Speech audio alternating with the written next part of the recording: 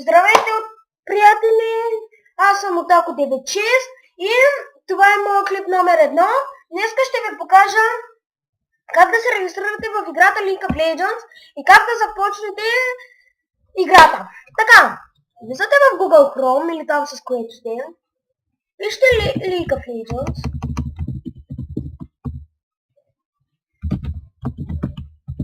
Извинете. Ето тук ще тракате. League of Legends. Тук отгоре пише логин, регистър и support. Штракате на регистър. Тук си пишете юзернейма. Примерно. Абе да бъде килата 159. Паролата ви. Тя трябва да включва и една буква, примерно Л. Така. Л. Ако искате, мога да ви дам този акаунт. Пише се килата 159, паролата му е от 1 до 6 с Л накрая. Имейл адрес just долна кримикарамела на 23 lomba.bg. Може да бъде измислен, както и датата. 11.12.1994. Така. I agree to the terms of use. Натискате го, ето така беше, така.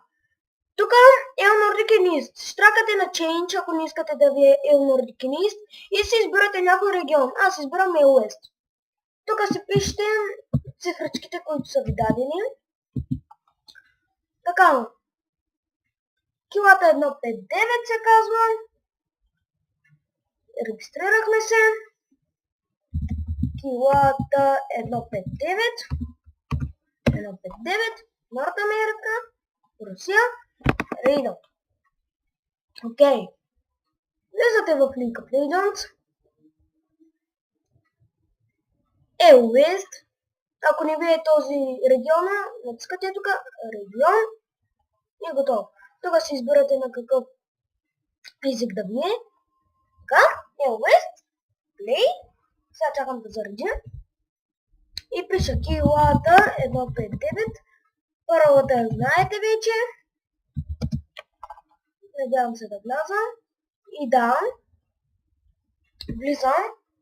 Само малко ще изчакаме, защото все пак е нов акаунт и така. Както виждате, изписва ви това цялото. Това е да се напишете, как да се пишете в самата игра. Ще се пише килата. Или нещо по-яко, ще се пише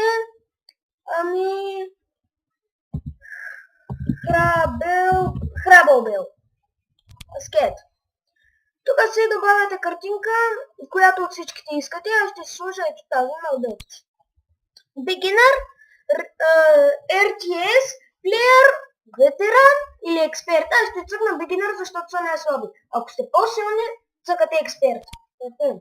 Това е дали искате пробна игра. Това е туториал. Има 3 героя в самия туториал, който вие си избирате един между Аша, Гарен или Райс. Това е как да се научите да се научите как да мърдате мишката, как да вървите, то става с десния бутон. Аз не искам. Така. Ето така изглежда самата игра отвътре. Штракате. Тук можете да играете Кук Басоп, Класик, Съмърсрик, Beginner или Intelligent. По-яко е да играете на Beginner, защото са по-слаби за вас. Така, виждате, няма нищо, Match History няма, руни нямам, мастеринг нямам, Spells очевидно е да нямам, защото от тук тъй като штракнете можете да си смените самата картинка. Ето, Храбълбел. Нямам ръпа, нямам мипа. В епизод номер 2 ще ви покажа за какво служи това и за какво служи това.